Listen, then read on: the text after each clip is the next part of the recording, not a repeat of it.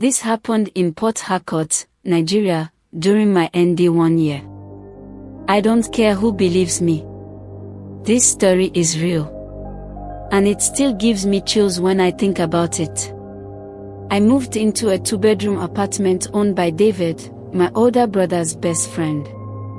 He was working with an oil company and barely stayed home. He let me stay in one of the rooms for a small monthly fee. I didn't think twice. It was quiet, cheap, and close to school. But David warned me about one thing. That second room, he said, pointing to the one across the hallway, don't touch it. Don't enter. Just leave it alone. I laughed, thinking he was joking. But from the second week, strange things started happening. At night, I heard whispers from that room. Low whispers, like someone praying or talking to themselves. Sometimes I heard light tapping on the wall, like fingernails dragging. Once, I even saw light coming from under the door when there was no power in the whole area. I asked David.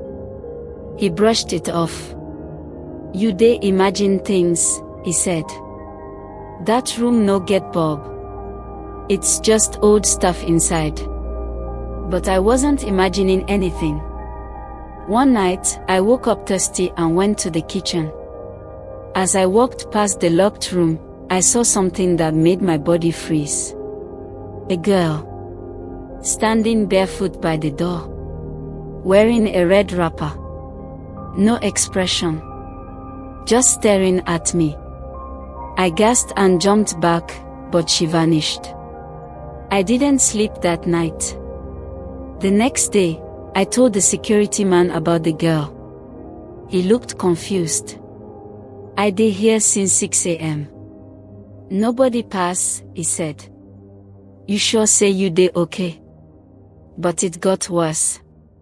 I started having nightmares. Waking up with scratches on my arm.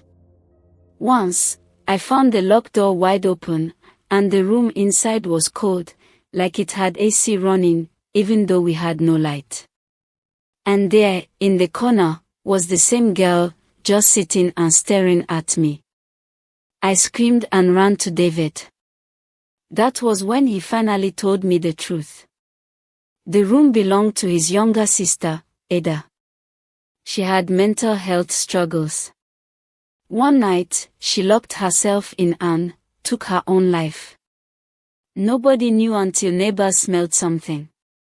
When they broke in, they found her body in the corner, cold, stiff, with her eyes open. David never told anyone else.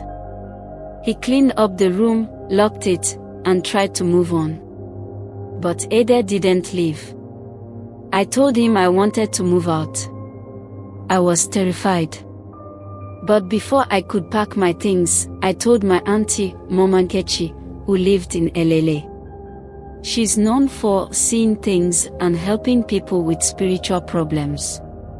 She's a prayer warrior, but she also knows the old ways, how to handle things the church doesn't always understand. She came the next day. The moment she stepped into the house, she said, "There's sorrow here. Someone is trapped." She asked for a white candle, alligator pepper, a Bible, and a native chalk. She did both prayers and what she called a cleansing rite. She sat outside the locked room and spoke in soft Igbo for over 30 minutes, calling Ada by name. She then said, Ada doesn't want to harm anyone. She just doesn't know she's dead. Nobody mourned her properly. Her spirit is lonely. We lit the candle, opened the door, and placed a framed photo of Ada on the floor. My aunt poured libation and said a proper farewell, begging Ada to rest, to go where her ancestors were waiting. That night was the first time I slept without fear. No footsteps. No cold wind. No scratching sounds. In the morning, I found a folded piece of paper under my pillow. It was Ada's handwriting. Just 3 words, thank you, and any. David wept. He hadn't cried since she died. He finally held a proper memorial service, invited family, and donated in her name to the hospital she once went to. Since then, no one has seen Ada again. I stayed in that apartment until I graduated. No more ghosts. No more fear. Sometimes, the dead don't want to scare us. They just want peace. If you ever feel something off, don't ignore it. Don't pretend. In our culture, silence can trap a soul.